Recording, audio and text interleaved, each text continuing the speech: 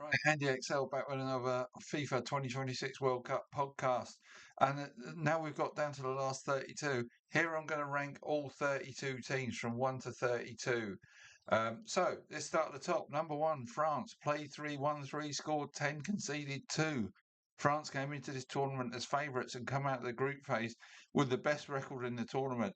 So they are clearly the team to beat and have the best squad depth for good measure. They have recognised how awesome their front four are and have options to change that personnel too. So they just allow them free rein to attack without doing much defending. That leaves the back four and two deeper line midfield players to do the defending. And if there is a chink in the armour, that could be it. They have only kept one clean sheet in 3 games, and that was against Iraq. And pre tournament only kept 3 clean sheets in 10 games. But does that really matter when you're scoring 3 or more a game, due courtesy of that devastating attack? And a team may have to keep them to 2 goals or less and take advantage of those defensive flaws if they are to be beaten. Impressive as they have been, though, a possible route to the final could be to beat Sweden, Germany, the Netherlands, and Spain. So that's a pretty tough route for any team, even then. At 2 on my rankings are Argentina. 3 wins out of 3 for the reigning champions, and now they get a plum last 32 draw against Minnows Cape Verde. Nothing is ever a given, but they would have to take that opponent in the last 32 all day long before the tournament started. And they got some squad rotation done in the last group game, a 3-1 win over Jordan.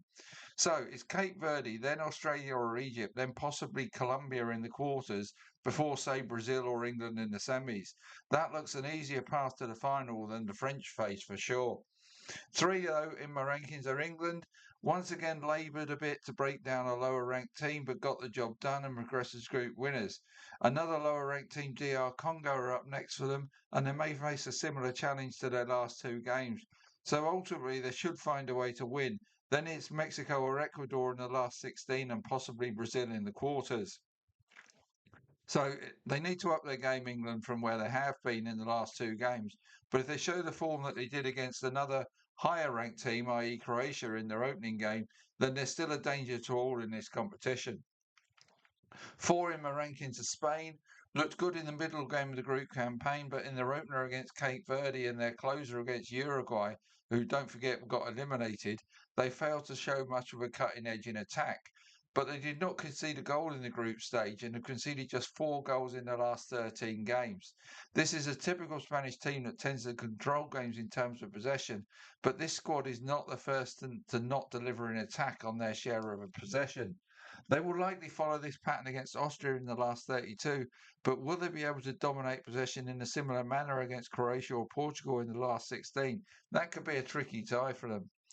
5th on my rankings in Brazil.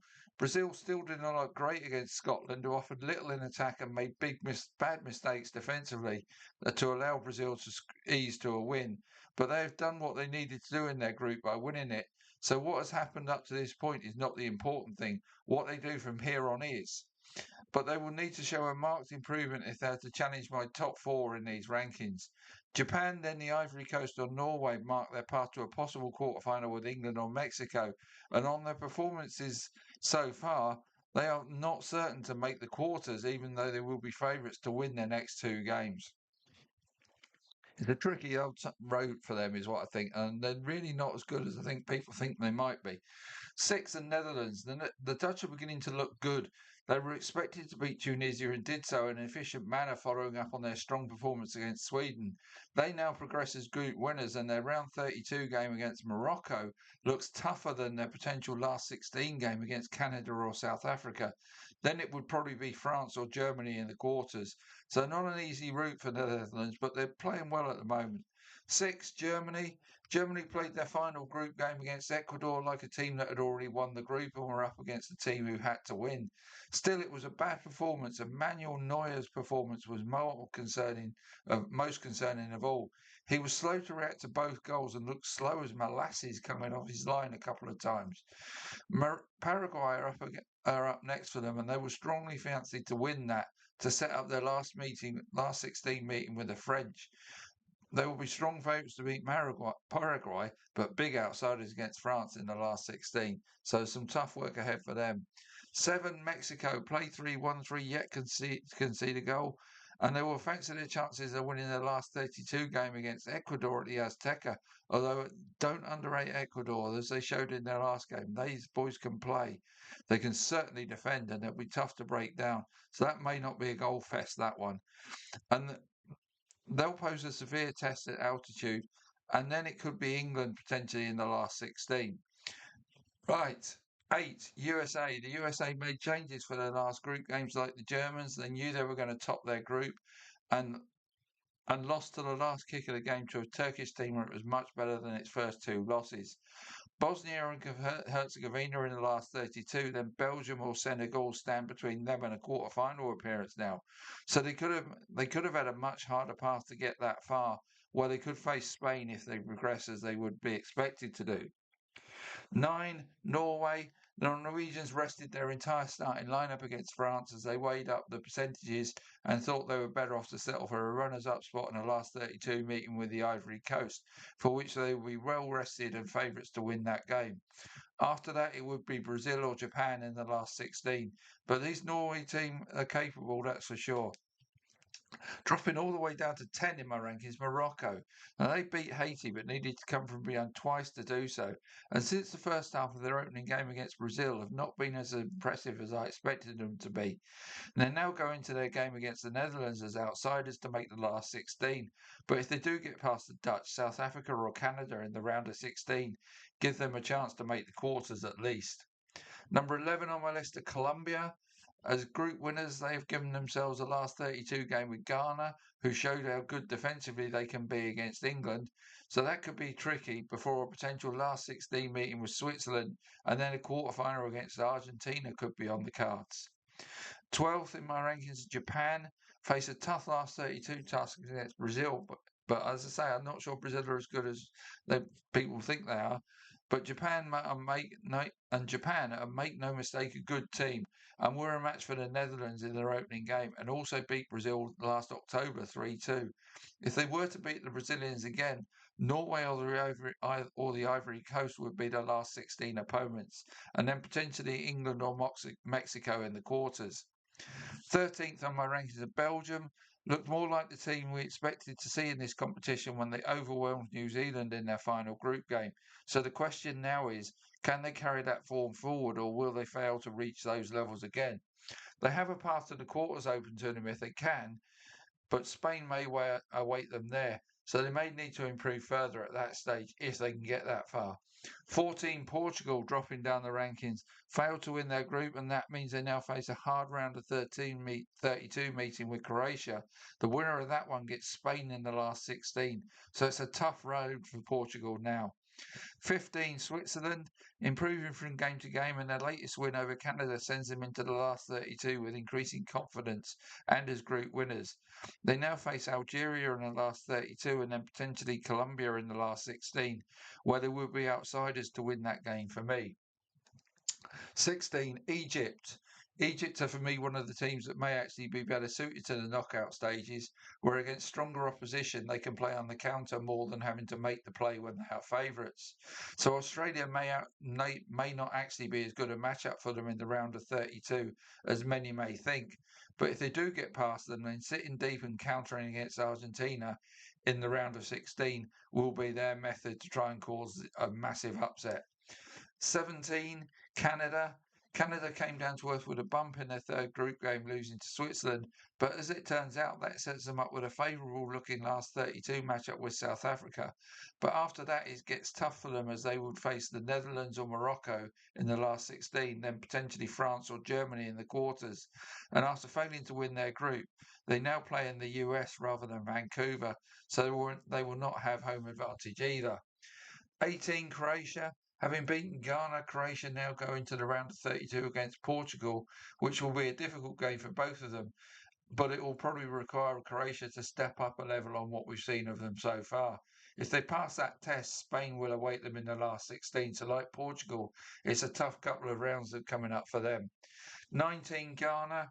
These another team that have got down as a potential spoiler, as their game plan to sit deep and counter-attack is suited to causing the better teams difficulties in the knockout phase, and that could be the case in their round of 32 game, which I just need to remind myself who it's against. Quick scan, Colombia, thought it was. Yeah, they might do operate that plan against Colombia, so that might be a trickier game for Colombia than many expect. 20 Senegal. Now watch out for Senegal. They're better than their group record suggests and could well cause Belgium plenty of problems in the round of 32. The winner of that game gets the USA or Bosnia in their last 16. So if they can beat Belgium, don't rule Senegal out of being quarter-finalists. For the rest of the others, I'm not going into detail with them, but I'll just rank them 21 through 32.